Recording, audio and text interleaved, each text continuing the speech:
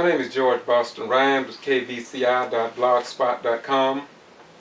Greetings to you. I just want to sit down and talk a little while. I listened to the possible shutdown of the government, and since 2008, since President Barack Obama was elected president, I see an upsurge in talk and rhetoric about gloom and doom and about America being destroyed, America being controlled by a dictator, and there's no hope for America. We are engaged in 3 wars that we know about. Some we don't even know about, I'm sure of that. But I hear on night the news, on radio every day, of our 44th president being called a Hitler, a clown, a racist, hater of black people, a hater of white people. He has even had his young 12-year-old daughter to be made fun of on local, state, national, and international television. While his fellow Democrats and the patriots and Christians of today say little to nothing about it, as if though it's open season on the condemnation of a sitting president. While our nation is engaged in 3 different wars with our sons and daughters on foreign battlefields, Democrats, Republicans, Independents, and as my friends say, the stupidity party, all together, willing to die on foreign battlefields together, under the orders of this first black president called Barack Hussein Obama. All that partisan politics cannot be found on the battlefield. They must come together to carry out the one mission. Yet, we hear it every day, how ruthless a dictator we have sitting in the Oval Office. A man that was allowed to come into the world by the God of Abraham, Isaac, and Jacob. The same God that allowed the other 43 all-white male presidents to come and serve this country, many of whom enslaved other people under their authority, many of whom denied certain citizens the right to vote, the right to carry firearms, the right to have a family and maintain a family structure, the right to assemble in groups of more than 5, the right to take part in the electoral process in the land of the free and the home of the brave. And if they just look at a woman of the opposite race, they could be lynched and worse. Denied the right to own a firearm to protect their own families. So we understand when we hear certain patriots of the day talk about, we want our country back. We understand that. Our ancestors told us about the lineage and the suffering of black people,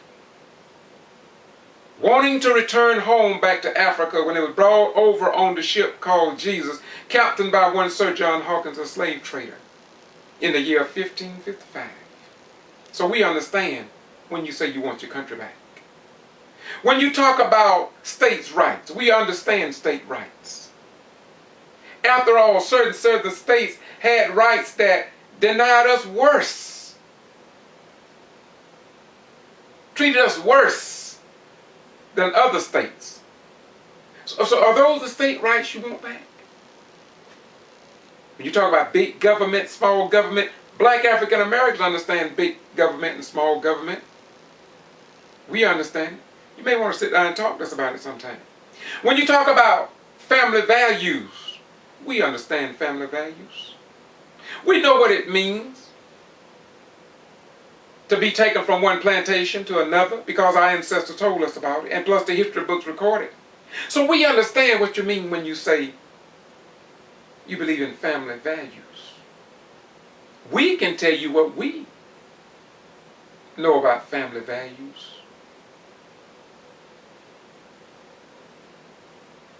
But that's not why I'm here today. I want to talk about this nation, the gloom and the doom and the economic failure of our nation, and how the two political parties can't seem to get it together. I want to talk to you about what's wrong and what's right. Some know our president as a good, decent man. Others believe he's a Hitler. Some believe he is the Antichrist. Some just call him a clown. Some says that he's a ruthless dictator, the worst dictator that the world has ever known. Yet I ask you, Rush Limbaugh and Hannity, look down the annals of Hitler and check off the things that Hitler did versus your 44th president, whether you like him or not. And regardless of what many may say in this day and time, history will record that there will never be another first black president of these United States of America. So whether you like it or not, you can criticize him all you want, but it will not change the history as recorded in the historical archival record of the United States of America, the world, and in God's record book. You can accept it or leave it alone. So we ask the question, why is it that this president cannot do anything right? Have you ever seen anybody could not do anything right? If he say let's go left, they say let's go right. If he say let's go up, they say let's go down. If he say let's go in, they say let's come out. If he say turn the light on, they turn the light up. If he say burn the house down, they build the house. We all know that. Not just black folk. It's not a black or white thing. As it was in the 40s and the 50s and 60s, it's the right thing. It's the right people. It's the black and white right people that will make a difference in this nation. And we must not let the Rush Limbaughs and the Becks and the Hannity and those make us think that this country is doing a reverse. Yeah. We the righteous, we the real patriots and Christians of this dispensation must stand up against the wicked. Jesus said, love your neighbor as you love yourself. It also says, speak ill of no man. So how can these modern day Christians, how can these born again believers in Jesus Christ criticize other human beings if Barack Obama or anyone else for that matter has a problem or is short in their religion or short in their following of the Messiah Jesus, Mohammed, or any other of the great words? Then we under Christendom, we are trained and taught, should love them. respect them, pray for them, and then if necessary, go to them. And then if you go to them, not in the public, but in the quietness of the day. Sit down, talk, saith Isaiah, and let us reason together. See, we have to be very careful today. For in the days of Jesus, it was said, there are those who will come to you in sheep's clothing. They will appear to be something that they are not. Have mercy. So we who study the Bible, the Quran, the Torah, the lost books of the Bible, the Egyptian book of the dead, or whatever holy book you study, love and forgiveness is the key. But to condemn someone that God has allowed to come through his mother's womb to serve mankind, regardless of what you think, if your hatred, if your dislike, if your reverse Christian ideology and reverse teachings of what Jesus taught in his lifetime have blinded you,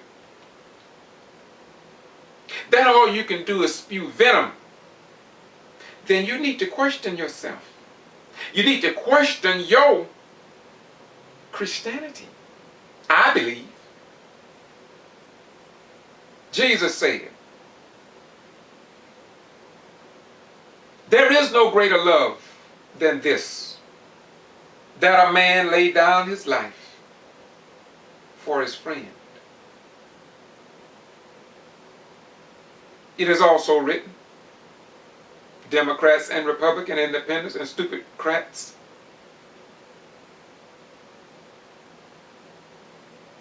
a house that is divided against itself cannot stand.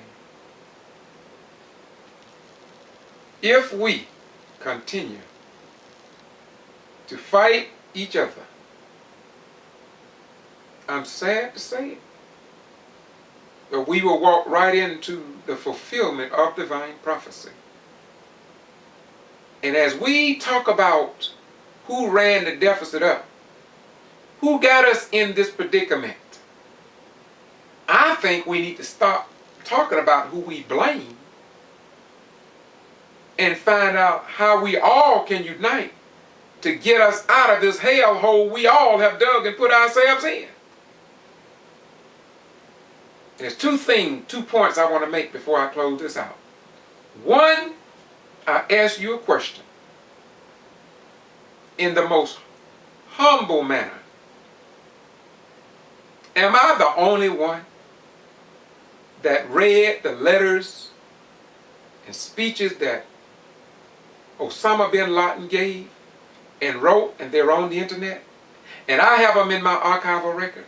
What did bin Laden predict? What did he prophesy? May I share it with you? I was published in newspapers. I wrote an editorial that was published in several newspapers. First of all, I ask a question before I get to that. We need to, and it was published in the newspaper, and I still say we need to ask ourselves, first of all, to examine ourselves as a nation. Then we need to ask the Islamic world, including the terrorists. I know you disagree with that. I know. That's okay. That's okay. It's okay. But what have we done as a nation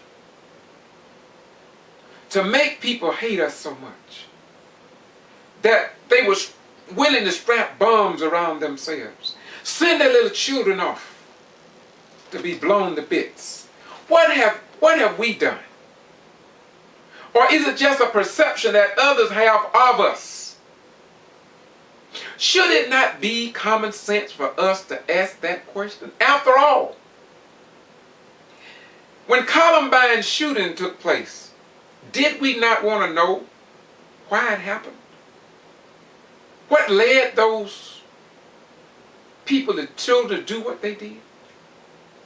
When the civil rights struggle started in America, did not the government went into the black community, investigated, trying to find out what was going on, why the black folk were so displeased with their own government? So why can't we as a nation, have we become so powerful that we have become a God beside God and ask no questions to anyone, as if though we are perfect, as some seem to believe that the other 43 all-white presidents was all perfect, no error, no mistakes? Or should we examine ourselves? In the Middle East, with the Palestinian-Israeli issue, are we on the right side? Or should we be on any side at all? Or should we be on God's side? Just a question. Now back to the point. Osama bin Laden made a statement on several of his speeches that I got record of. I'm going to post them on my blog pretty soon. But here's what he said. He said that he was going to break America's economic base. He said he was going to let America use up her dollars, and that he was going to destroy America's financial backbone in the same manner that they did the Soviet Union. And I watched. It seemed like we fell right into his trap. Yeah. So, we might have taken Osama bin Laden out, but the war may still be going on. But what if we could find it in us to do what God did when he found out the #1 world terrorist struck out against his Twin Towers? Yeah, oh yeah, there was another 9/11. Let me share that with you. I may have to make two parts of this. You see,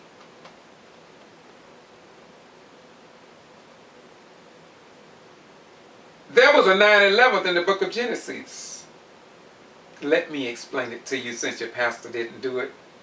Possibly your imam didn't do it, but let your little brother, George Boston Rhymes, on kvci.blogspot.com, Boston G.B.R. on YouTube. Let me explain the first 9/11. The first 9/11 was when Satan, the Osama bin Laden in the Bible, flew his planes or his powered, self-propelled, sinful aircraft into God's twin tower called Adam and Eve, which was obedience to him, and destroyed their holy state with the God of the nation of the planet's earth and all that is. And when that terrorist struck out against God's twin towers and destroyed their holiness, did God order airstrikes against Osama, Satan of that day? Did God refuse to sit down with the terrorists of that day? Did God order airstrikes and send out smart bombs on dumb missions to destroy innocent men, women, and children because he was the only superpower? Since he was the last only superpower? No, no, no, no, no. Listen. Listen, please. God was just as cool as a thumbtack. He called Adam and Eve in the cool of the evening, they say, and asked Adam, why did you do it? Asked Eve, why did you do it? Then he called Satan, Osama bin Laden of that day, and asked him, why did you do it? And because you have done this thing, here is what I'm going to do. God didn't kill nobody, but he allowed them a chance. God allowed them a chance to redeem themselves, and he let them live on. So we should take an example from them. That scenario.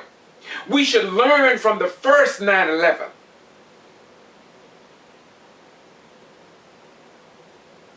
Make no mistake about it. Nobody agrees with what happened to those 3,000 plus people that died in 9/11. But I still have questions concerning where the debris went. Why did they take it overseas? Why did they take recordings from the filling station, the service station, that had a camera in the flight path of with the plane that went into the Pentagon? I have questions, but laying all that aside, why didn't we, as a nation, and why are we still not asking?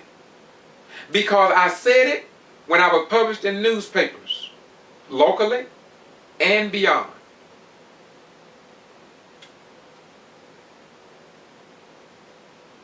Why don't we sit down, as Isaiah said, and let us reason together? I know some don't want to sit down and talk, but we also have parents that don't want to talk to their children. They won't sit down and talk to their children because their children made the wrong decisions in life. And so the children end up running away from home, end up on the street, taken away, end up killed, or in some foreign country. And you may never see them again, simply because, in many cases, in too many cases, you wouldn't take the time to sit down as if though you have lost your mind.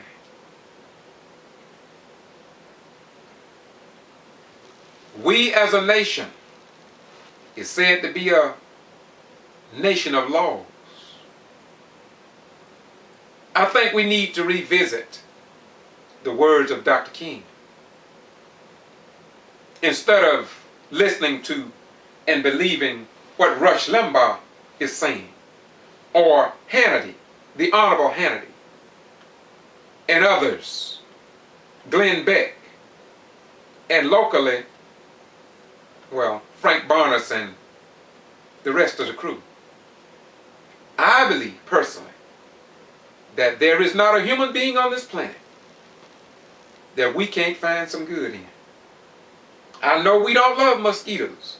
We don't love the beetle bugs. And we don't love the African bees. We don't love the ant. We don't love the termites. We don't love the gnats and the flies, and etc., etc.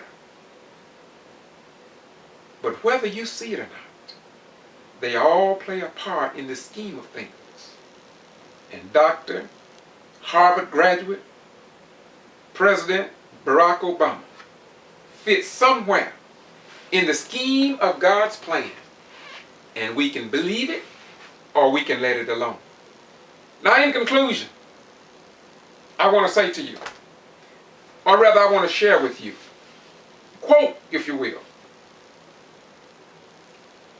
I wrote this letter to the editor. It was published in the Valdosta Daily Times on November the 12th, 2002. And I'm going to read it for all those people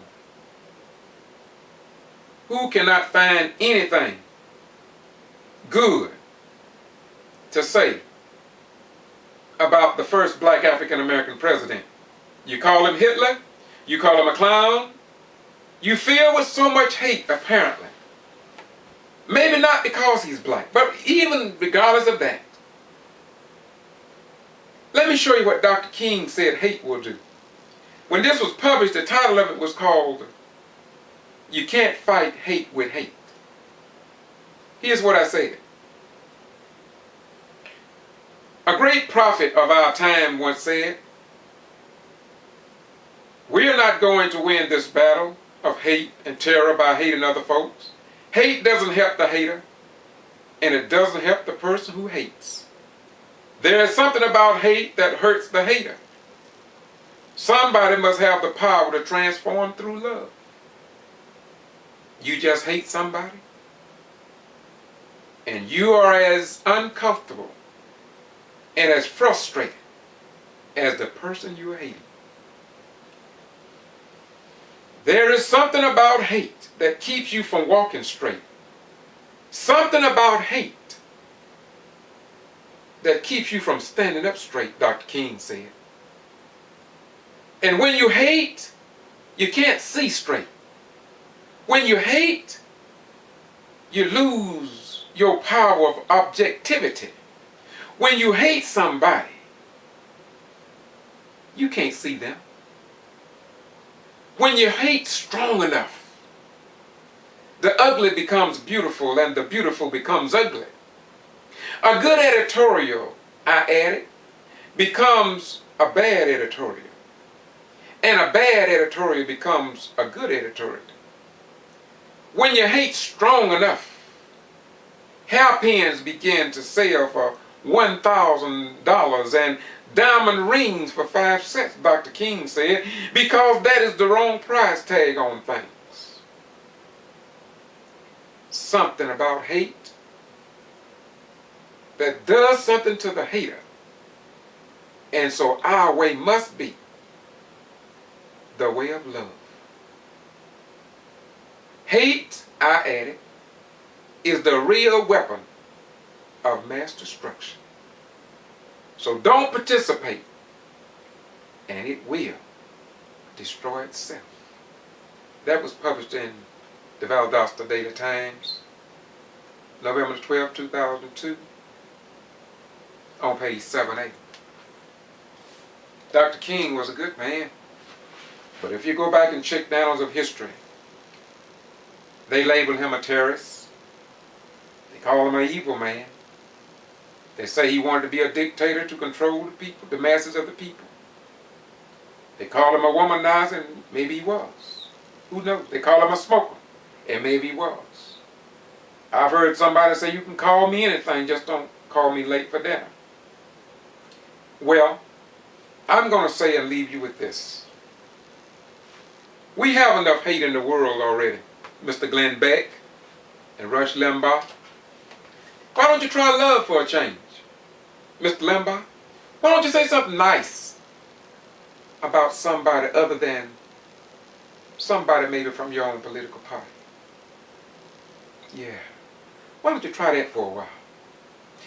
And I want to add this. You can check the annals of history in terms of my archival record. You won't find the venom of the people that strike out against me. And I've been doing this since '75.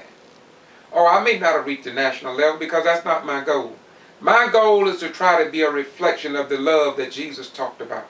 A reflection of the love that is entered into the Holy Quran. A reflection of the love that is in the Torah. A reflection of love that is in all the great books that I have read. And I try to study them all. And I find good in all of the books. And I find good in the tiniest thing as a mosquito. Even an ant that bites me, I find good in it.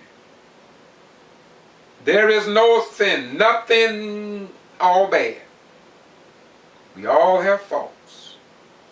I'm told that even the earth has a wobble in it.